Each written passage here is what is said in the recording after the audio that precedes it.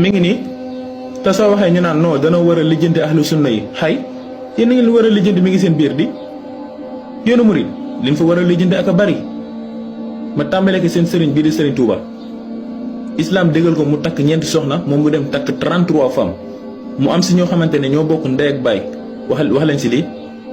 ñeenti ñu ñoo ko lew lii mooy kaa wax leen si bala ngeen a lijjanti mbiru keneen wax leen si seen sëriñ bi ba pare. bu leen doyul ma jàll si seen Père Noël bii seen xalifa bii di Mountakha Mbacké moom mi nga xamante ne yàlla moo digle julli digle koor digle natt azaka moom mu dem wàcceel ko Baye Fall yi wàcceel ko Baye Fall naan seen jagle la seen jagle la yàlla moo leen ko jagleel. Serigne Touba dafa takk 33 te islam digal ko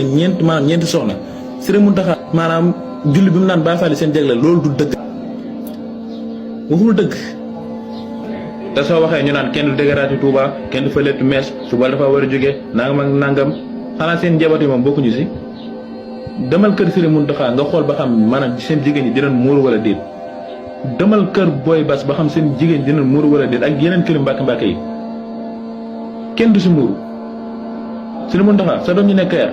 du muuru wallahi du muuru ay mees lay teg ay mees xanaa moom bokk si moom wala nga fàtte aay bi yàlla di wax wa anzir asirataka al aqrabin sooy war commencé sa njaboot nga soog a jéem waaye yéen di jàpp ay nit di dóor ñi dëgëraat ngeen di dóor ñi li leen tumes ngeen dagg seen mees seen doom yi